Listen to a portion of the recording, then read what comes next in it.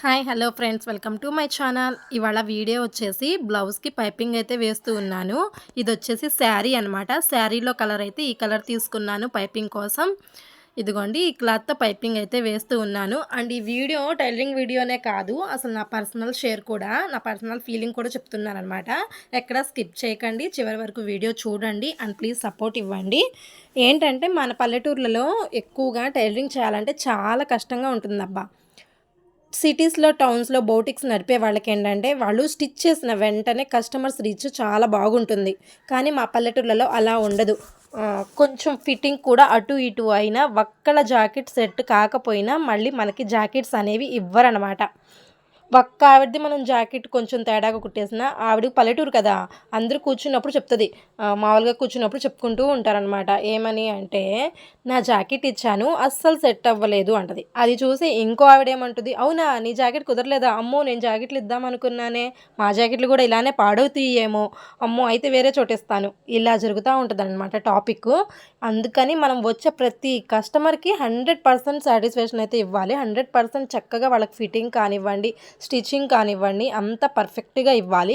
అలా ఇవ్వగలిగితేనే మన పల్లెటూర్లలో వర్క్ అనేది రన్ అవుతుందనమాట. టౌన్స్‌లో ఇలా ఉండదు. స్టిచ్ చేయించుకుంటారు, వెళ్ళిపోతారు. వాళ్ళకి మ్యాక్సిమం నచ్చితే కొంచెం చిన్న చిన్న అడ్జస్ట్‌మెంట్స్ ఉన్న టౌన్‌లో అడ్జస్ట్ చేసుకుంటారు. కానీ పల్లెటూరులో అస్సలు అడ్జస్ట్ చేసుకోరండి. అండ్ మనీ పరంగా కూడా పల్లెటూర్లలో ఎలా ఉంటదంటే, నార్మల్‌గా ఒక బ్లౌజ్‌కైతే ఇచ్చేస్తారు ఫస్టు. స్టార్టింగ్‌లో ఇస్తారు. ఇక 2, 3 టైమ్స్ కుట్టించుకున్నారంటే మనకు అలవాటైపోతారు గదా! ఇంక వాళ్ళేమంటూ ఉంటారంటే, ఇప్పుడు కాదమ్మా తర్వాత ఇస్తాను అనేసి ఒక జాకెట్‌కి అప్పు పెడతారు. ఇంక అలా అలా అప్పులు అలా అప్పులు పెరిగిపోతూ ఉంటాయనమాట. వెంటనే మనీ అయితే రాదండి. నేనిక్కడ పైపింగ్ వేస్తున్నాను చూడండి. పైపింగ్‌కి నేను థ్రెడ్ అయితే యూజ్ చేయట్లేదు. నేను 2 టైప్స్ కుడతాను. ఆహ్, కొంచెం క్లాస్‌గా ఉండే వాళ్ళకైతే థ్రెడ్ పెట్టేసి కుడతాను. లేదు, నార్మల్ పర్సన్సే, వాళ్ళకి పైపింగ్ ఏం అవసరం లేదు అనుకుంటే, థ్రెడ్ అవసరం లేదు అనుకుంటే ఇలా నార్మల్ పైపింగ్ చేస్తాను. ఇది అలాంటి కస్టమరే అనమాట. మామూలు లోకల్ కస్టమరే. వీళ్ళకి అంతా హెవీగా బొటిక్ స్టైల్‌లో ఇచ్చే పనేం లేదు. నార్మల్‌గా ఇచ్చినా చాలు వీళ్ళకి. అందుకనేసి థ్రెడ్ పైపింగ్ లేకుండా కుడుతున్నాను. అసలు థ్రెడ్ పైపింగ్ లేదనే కానీ, పైపింగ్ చూసారా ఎంత నీట్‌గా, ఎంత బాగొస్తుందో పర్ఫెక్ట్‌గా. చక్కగా సన్నగొచ్చేస్తుంది. కష్టపడతామండి పల్లెటూరులో, మార్నింగ్ నుంచి ఈవినింగ్ వరకు కష్టపడతాం. కానీ మనీ అయితే అంత ఎక్కువగా రాదు అసలు. చాలా తక్కువ. అప్పులైతే పడుతూ ఉంటాయి. ఒక బ్లౌజ్‌కి అలవాటైన వాళ్ళు మళ్ళీ మళ్ళీ వస్తూనే ఉంటారు, కానీ వర్కొస్తుంది. కానీ కొంచెం హెవీ రేట్ చెప్పామనుకోండి, కష్టపడ్డాము, బొటిక్ స్టైల్‌లో ఇచ్చాము, కొంచెం రేట్ ఎక్కువ చెప్తే, "ఏంటి ఇంకో అమ్మాయి దగ్గర ఇంతేనంట గదా! నువ్వేంటి ఇంత ఎక్కువ చెప్తున్నావు" అనేసి మళ్ళీ దాని దగ్గర బేరాలాడతారు. చాలా రిస్కీగా ఉంటుంది. అదే బొటిక్ స్టైల్‌లో ఇంత బ్లౌజ్‌కని చెప్పేస్తే వాళ్ళు అంతే ఇచ్చేస్తారనమాట. మనం ఎక్కువ రేట్ తీసుకున్న ఆ టాక్ మళ్ళీ పబ్లిక్‌లోకి పంపించేస్తారు, వెళ్ళిపోతది. ఆ టాక్‌ని మళ్ళీ పబ్లిక్‌లో చెప్తారు. ఆ అమ్మాయి అమ్మో! జాకెట్‌కి ఇంత తీసుకుంటుంది. ఈ అమ్మాయి అయితే ఎంత తీసుకుంటుంది అనేసి మళ్ళీ అదొక మీటింగ్ ఉంటుంది. అందరూ కలిసి పొలాల్లో చెప్పుకుంటూ ఉంటారనమాట. పొలం వర్క్స్‌కి అలా వెళ్ళినప్పుడు, ఇంటి దగ్గర ఖాళీగా కూర్చున్నప్పుడు చెప్తూ ఉంటారనమాట. బ్యాక్ సైడ్ కూడా తిప్పేసి హెమ్మింగ్ లేకుండా స్టిచ్చింగ్ అయితే వేస్తున్నాను. చెప్పాను గదా! బొటిక్ స్టైల్ అయితే బొటిక్ స్టైలే ఇస్తాను. నార్మల్‌గా కుట్టే వాళ్ళకి నార్మల్ స్టైలే ఇస్తాను. నా వీడియోని ఎక్కడ స్కిప్ చేయకండి, చివరి వరకు చూడండి. ఇదొచ్చేసి నా పర్సనల్ ఇన్ఫర్మేషన్ అనమాట. అండ్ నేను క్రిస్టమస్‌కి స్టిచ్చింగ్ చేసినప్పుడు చాలా హెవీ వర్క్ వచ్చింది నాకైతే. చాలా హెవీ వర్క్ చేశాను. కానీ వెంటనే మనీ అయితే ఇవ్వరు. 1 మంత్స్, 2 మంత్స్, 3 మంత్స్ గడిచిపోతాయి. వెంటనే అడిగే వాళ్ళకైతే అంతంత మాత్రం ఇస్తారు. కానీ వాళ్ళే వస్తారులే మనకి అని నాలా ఎదురు చూసే వాళ్ళకైతే చాలా లేట్ అవుతుంది. చూడండి, థ్రెడ్ పైపింగ్ లేకుండా కూడా బ్లౌజ్‌ని ఎంత చక్కగా పైపింగ్ చేశానో. నెక్ కూడా చూసారా? షేప్ కూడా చక్కగా వచ్చేసింది. వితౌట్ థ్రెడ్ పైపింగ్ స్టిచ్ చేసేసాను. ఈజీగా ఇలానే థ్రెడ్ పైపింగ్ లేకుండా కూడా మనం పైపింగ్ చేసుకోవచ్చు. జస్ట్ ఒక 1 ఇంచ్ క్లాత్ అయితే తీసుకున్నాను. 1 సైడ్ అయితే స్టిచ్ చేశాను. సెకండ్ సైడ్ ఏమో బ్లౌజ్‌కి అటాచ్ చేశాను.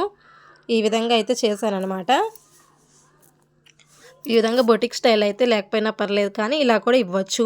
దీనికి వాళ్ళు నాకు నార్మల్ రేటే ఇస్తారనమాట. బొటిక్ నువ్వు థ్రెడ్ పైపింగ్ వేశావు, ఇంత కష్టపడ్డావు అని వాళ్ళేమి నన్ను పట్టించుకోరు.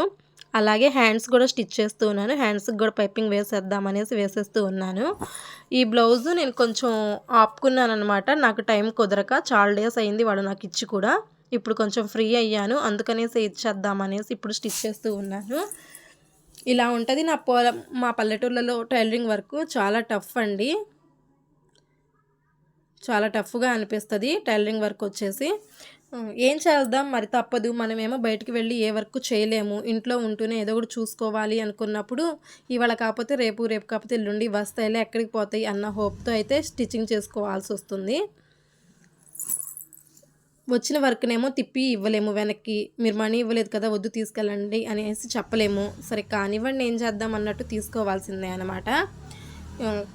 కొన్నిసార్లు ఇవే మనకి కూడా కొంచెం లక్ కలిసి వస్తుంది, వెయిట్ చెయ్యాలి.